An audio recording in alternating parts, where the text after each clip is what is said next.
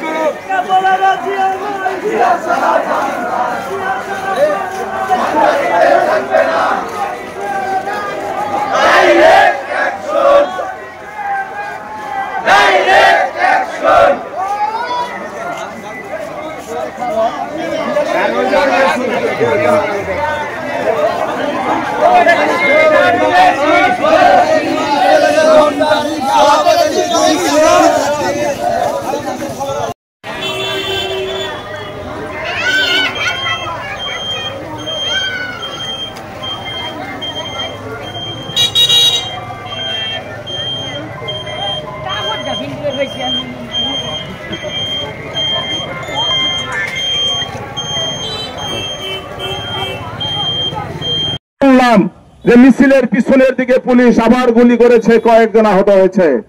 ঠিক সেই সময় ঢাকা মেডিকেলের ওইদিকে চানখার ফুলের দিকে প্রচন্ড গোলাগুলির শব্দ শোনা যাওয়া গেল এবং পরবর্তীতে জানতে পেরেছি সেই সময়টাতে চানখারপুর এলাকায় পুলিশ 7-8 জন মানুষকে গুলি করে হত্যা করেছিল।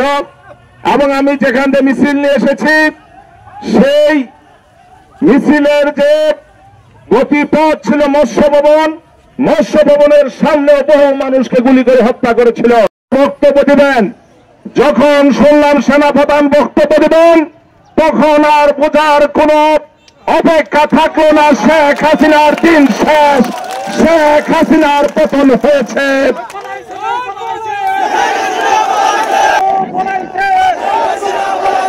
এই বিজয়ের দিনটাকে স্মরণ করে রাখার জন্য যে মিছিল করেছে, আমার ব্যক্তিগত পক্ষ থেকে, বাংলাদেশ জাতীয়তাবাদী দলের পক্ষ থেকে, দেশনেত্রী বেগম খালেদা জিয়া, ভারপ্রাপ্ত চেয়ারম্যান জনাব তারেক রহমানের পক্ষ থেকে মিছিলে অংশগ্রহণকারী সকলকে অভিনন্দন জানাচ্ছি।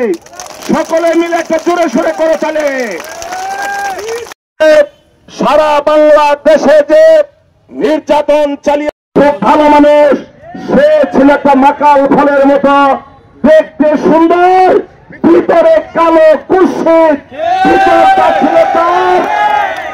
ভিতরটা তার ছিল সম্পূর্ণ স্বৈরাচারী মনোভাব, ভিতরটা ছিল তার সম্পূর্ণ ফেসিবাদের মনোভাব।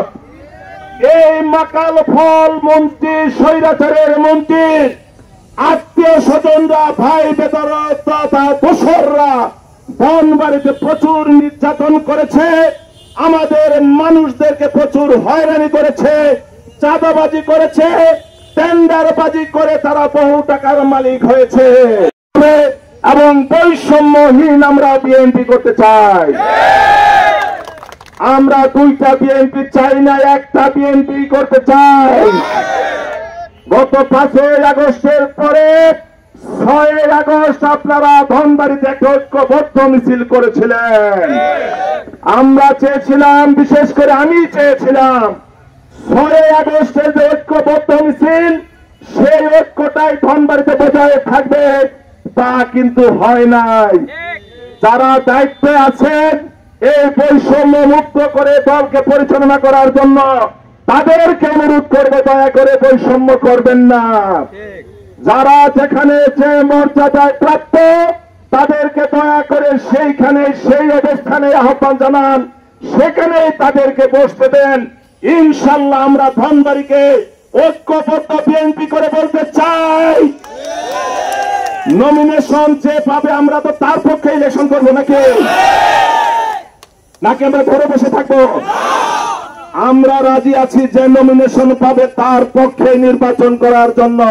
করা অবশ্যই দোষের বিষয়, অবশ্যই এটা হওয়া উচিত না। কমিটি গঠনের সময় এই যে শত শত মানুষ এখানে, কত তারা জেল খেটেছে, মামলার আসামি হয়েছে, কত না নির্যাতনের সম্মুখীন হয়েছে, বৈষম্য করে তাদেরকে কাউরেই কমিটিতে কোথাও কোনো স্থান দেওয়া হয় নাই। আমরা অবস্থান হবে, ত্যাগী নেতাদের মূল্যায়ন হবে, ত্যাগী নেতাদের সমন্বয়ে ঐক্যবদ্ধ বিএনপি, ছাত্রদল, যুবদল, শ্রমিক দল, মহিলা দল বলতে চাই, লজ্জায় আর ফেলেন না। লজ্জায় মাথা হেট হয়ে যায় যখন ফেসবুকে দেখি পুলিশ মাইকিং করে চাঁদাবাজের বিরুদ্ধে প্রচারণা চালায়, তখন মাথা হেট হয়ে যায়, তখন লজ্জায় মাথা অবনত হয়ে যায়।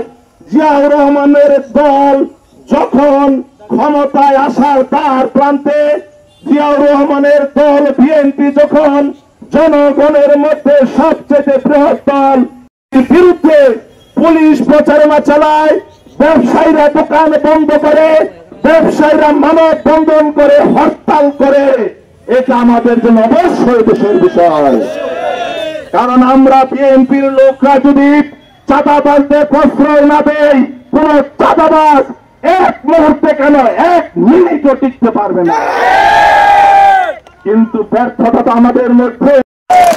আর একটা কথাই বলে শেষ করে, আপনারা পত্র পত্রিকায় দেখছেন, বিভিন্ন মিডিয়ার মাধ্যমে যারা আন্দোলন সংগ্রামে ছিল তাদেরকে মূল্যায়ন করা হবে। প্রশ্নে আপনাদের মোহাম্মদ আলী এগিয়ে আছেন ইনশাআল্লাহ।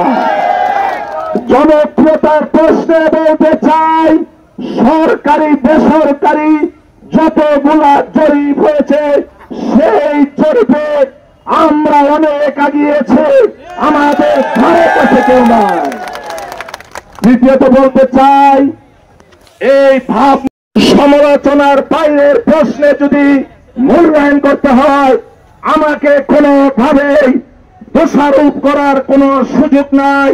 ইনশাল্লাহ ক্লিন ইমেজ নিয়ে আছি, চাঁদাবাজের বিরুদ্ধে আছে, সন্ত্রাসের বিরুদ্ধে আছে, দালালির বিরুদ্ধে আছে, যারা ঠিকাদারিতে বল প্রয়োগ করে তাদের বিরুদ্ধে আমরা আছি। শেষ করব, আমি মধুপুর ধনবাড়িতে এমপি হয়ে এই পাসপোর্ট নিয়ে দেশে বিদেশে ঘুরবো এই উদ্দেশ্য আসি নাই। এসেছি মানুষের কল্যাণ করার জন্য, ধনবাড়ি মধুপুরের উন্নয়ন করার জন্য এসেছে। ইনশাল্লাহ উন্নয়ন আমাদের দ্বারা হবে। এই ধনবাড়ি মধুপুরের উন্নয়ন করার জন্য আমি আমার জীবনকে উৎসর্গ করেছি। ধনবাড়ি মধুপুরের মানুষের জন্য আমার জীবনকে আমি কুরবানি করেছি, আমার জীবনকে আমি সমর্থ করেছি। আমি মধুপুর ধনবাড়ির মানুষকে ভালোবাসি, বিনিময়ে কিছুই চাই না, শুধু ভালোবাসা। কি